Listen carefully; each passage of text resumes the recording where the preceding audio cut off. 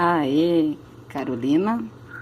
E o assunto de hoje um pouco controverso, mas é minha experiência e meu entendimento e que eu conheci com esse assunto aqui, misericórdia divina. Então, falar aqui do corpo físico, que cientificamente comprovado, o corpo físico ele é tão inteligente que ao sentir uma dor extrema, a pessoa apaga, ou seja, o corpo desmaia. Então já chamo isso de misericórdia. E, como eu disse, minha experiência, então vou contar algumas histórias aí no meio do caminho, vai ficar longo. Então vou colocar aqui uma ocorrência aqui, onde tem um agressor e uma vítima. Então, vou falar aqui no caso da vítima. Essa vítima pode estar tanto consciente, ou seja, ela vai ter todas as percepções aqui do que vai acontecer, vai ter sentimentos, vai sentir dor, vai passar por tudo isso, pensamentos, né? E também tem a vítima inconsciente, onde vou entrar no tema aqui da misericórdia divina. Então, a vítima inconsciente, ela está servindo a matéria. A matéria dela vai servir para alguma situação aqui, para gerar uma ilusão. Ou seja, um karma, mas um karma coletivo. Por que que essa pessoa aqui não vai lembrar de nada? Porque essa situação aqui, pela misericórdia divina, essa situação aqui não vai favorecer em nada para ela, na evolução dela espiritual, da pessoa dela. Então, isso é semelhante também, ocorre semelhante a um médium de incorporação, onde ele pode estar tanto consciente como inconsciente. O médium de incorporação inconsciente, tem muita gente que reclama que fica inconsciente, mas às vezes o que o guia lá, o mentor, vai falar, não seja para, né, não vai favorecer a evolução aqui do médium. Então, muitos ficam inconscientes e também tem casos do médium ficar inconsciente no começo, porque a energia aqui que vai vir é tão intensa que isso pode desestabilizar, né, seu organismo e dar problemas que ninguém quer ter no momento, né, numa roda, numa gira, como diarreia, vômito, essas coisas, né, porque a mente daí vai estar consciente, a mente da pessoa, e vai querer raciocinar demais aquilo lá. Então vai achar aquela sensação que o corpo físico está vindo, né, aquela energia que está vibrando ali, vai pensar que é alguma coisa ruim, então vai gerar coisas ruins assim no corpo físico, né, ruins. Então vamos aqui, então voltando, o inconsciente ele vai servir, né, para um karma coletivo, né, onde vai ter espectadores, né, a multidão. Não estou falando todos os casos, como eu disse, o assunto é controverso, estou colocando a visão da minha experiência aqui. Então ele vai servir aqui, né, só como matéria para um karma coletivo. E o consciente é para o karma individual, karma próprio que a pessoa vai ter que aprender, vai ter que viver, a saber lidar com o trauma dela, né, com o que passou,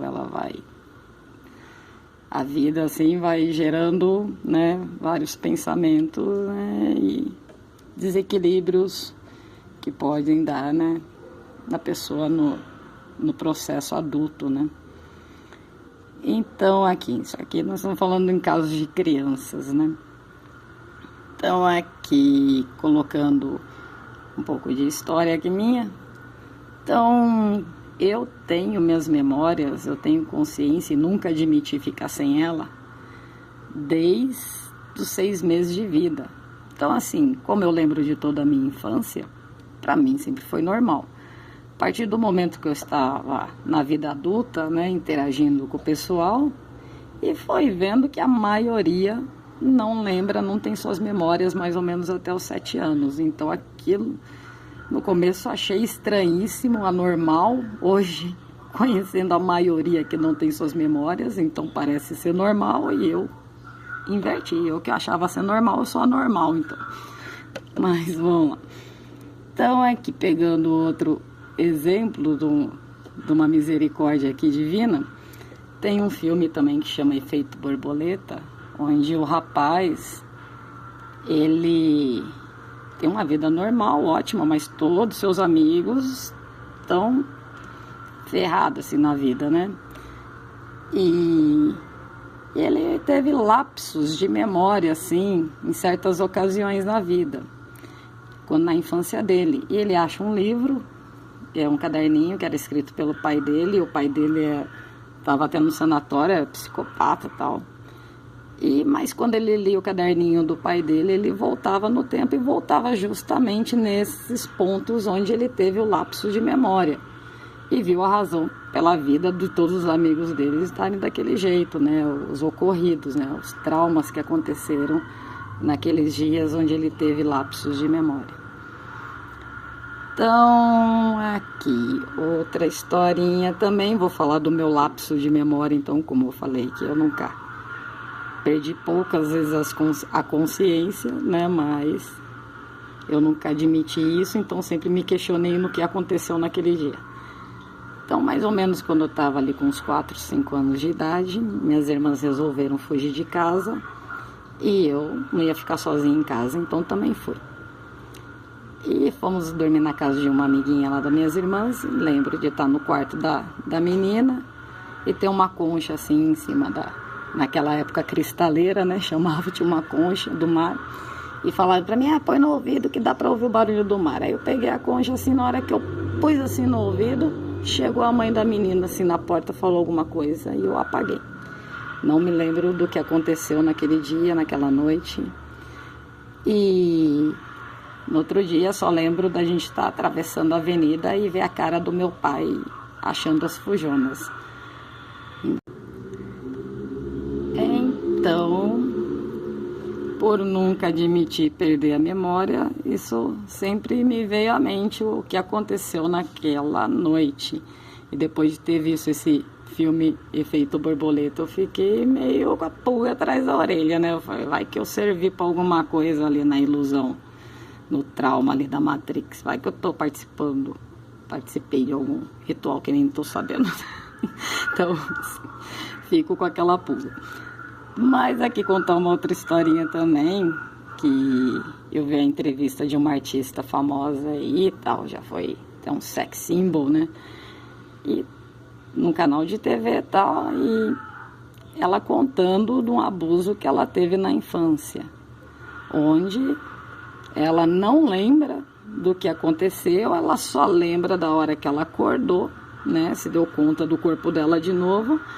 Ela estava no armário com o agressor e a mãe, as tias, todas as pessoas ali em volta gritando, chorando, aquele algazarra, né? Aquela coisa horrível, e ela sem dor nenhuma, sem sentir nada, não estranhando o que tinha acontecido. Na hora que ela olhou assim, né, na parte íntima dela tinha uma chave de fenda. Então foi muito louco. O corpo dela serviu aqui para o karma coletivo, mas misericórdia divina, para ela não ia ser necessário. Senão, talvez, se ela tivesse trauma sexual, ela não teria virado nenhum sex symbol. Que foi. Então, vamos aqui. Diz, o assunto é controverso, mas é o que eu falei, minha realidade, o que eu observo. Então, aqui, a vítima consciente, né? O ocorrido mexerá com a mente, né? Então, gente, o caminho que eu conheci, porque eu também já fui vítima inconsciente, o que eu acho, né? Não tenho provas, mas eu já fui consciente. Então, o único caminho que me libertou foi o perdão. Então, primeiro, perdoar a si mesmo, depois continua a ideia, porque, né? Tem uns ensinamentos aí de Cristo, ninguém falou que é fácil, o caminho é estreito, então por isso que conhecer causa e efeito é importante para aprender até o perdão. Então aqui, colocando um pouquinho aqui da vítima não consciente, né, na misericórdia, vou só colocar aqui uma ideinha de que Deus manda seus anjos assumirem a forma do filho, né? Então o corpo serve, desce o anjo. No caso aqui, eu já tive encontro, acreditem ou não, mas com Nossa Senhora, não só uma, são várias Nossas Senhoras, né? Mas a Cidinha é mais minha amiga, por isso também canal Para Doido, ela cuida dos sanatórios, então a Cidinha é mais minha truta, entendo mais, mas eu tive encontro com Nossa Senhora das Dores e foi ao mesmo tempo tenebroso assim a situação, porque ela me mostrou, e ao mesmo tempo gratificante depois que eu compreendi, mas ela fica muito aqui, assume muita forma aqui da criança quando essa vai passar um abuso, onde ela sentirá uma dor extrema, assim. E foi muito interessante. Uma hora eu volto nesse assunto, com certeza, né? A vida tá aí, uma hora eu vou falar disso de novo. Então, vou colocar aqui uma situação onde eu estava consciente, no caso.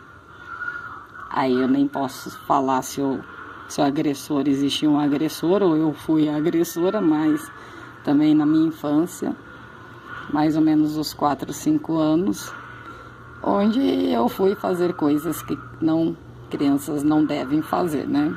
Foi lá brincar de como é? Papai e mamãe com outras pessoas. Então, assim, isso que aconteceu, eu fiquei muito minha vida inteira, minha adolescência, minha fase adulta aqui, pensando que eu não queria ter feito isso.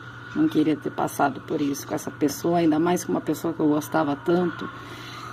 E ter, assim, uma coisa vergonhosa para mim. Então, o caminho foi aqui, caminho do perdão. Eu me declarei inocente, porque nada ali eu estava experienciando o que a vida me dava, né? Então, foi caminho estreito, onde eu trabalhei muito a criança interior naquela época. E me veio a pensar que, né, quando eu já estava trabalhando minha criança interior, essa mesma pessoa, ela estava sendo médium da Umbanda. E eu pensei, bom, então peraí, se ela é médium hoje, pode ser que a vida inteira ela incorporou alguma coisa. E me veio à mente que no dia que desse ocorrido, poderia ser outro, porque o agressor também pode estar ciente ou não. Eu colocaria aqui o yin e o yang, onde se eu estou consciente, o agressor não vai estar consciente. Se eu não estou consciente, o agressor está ciente, né? É luz e sombra. As duas polaridades que não se separam aqui. E aqui, né, na matéria, né, porque a luz é luz, mas na matéria não separa luz e sombra. Então, aí depois de uns 30 anos aqui, eu pus 35, mas não faz tudo isso, mas depois de uns 30 anos desse ocorrido, a pessoa me chamou para ir lá ver ela ser médium lá na Umbanda. Aí fui, né, mas não queria ficar conversando com ninguém, afinal de contas eu já contei lá que na feira baixa de tudo, já encontrei de tudo, Nossa Senhoras de monte. Então, olha lá aquela encruzilhada lá no meio do centro, não preciso nem estar no terreno. Então daí, tal, foi lá, veio lá no último, lá tanto me encheu o saco lá pra ver a incorporando, aí tá bom, no última gira lá, entrei lá pra ver qual que era, aí veio uma gira de Zé Pilintra. Foi bem interessante, aí eu peguei ela ali para conversar, né? Ela incorporada, não pude sair e não podia beber e coisas assim, que eu tava entendendo tudo, já tava pensando quem que era aquele ser que vinha numa pessoa tão íntima, né? Aí também eu não tinha nada para falar, acabamos sentando ele e eu, um do lado do outro, com a cabeça encostada um do lado do outro, tão confortável, tão íntimo, tão momento assim, não precisava nem de palavras, só viver. E aí ele falou, eu já te visitei. Aí eu falei que eu lembrei, porque quando tava rolando a gira lá, antes de ela conversar com com a guia aqui, né? Peraí, não vou me bananar aqui nas palavras bem no fim, mas eu já estava pensando nesse dia aqui, antes de eu ir conversar com a entidade aqui, né? Aí na hora que ele falou, eu já te visitei, eu falei, eu sei, eu lembrei, né? Tinha acabado de pensar nisso. Aí ele, você lembrou? Falei, lembrei. Ele, vou te visitar de novo. Falei, não, como essa pessoa aqui, não mais. Então, conclusão, era o malandro da Lapa, vamos falar assim, vida eterna, já tive muitas vidas, passei por muitos lugares, posso ter casado várias vezes, não só essa vez na minha vida, né? Vai saber antes de eu encontrar esse, o que eu andei fazendo. Então, falando, eu tenho muitos maridos por aí, a vida é eterna, então, nada. Esse aqui eu conheço. O que aconteceu aqui nada mais foi do que um encontro que já existe há muito tempo, né? Marido e mulher aqui. Então, misericórdia, nada foi um erro, nada foi pecado. Então, é isso aí, se perdoa. Valeu, mas nem por isso, né? Sei lá, quem sou eu para dar lição de moral? Eu tô só aqui também. Valeu, é isso aí, valeu.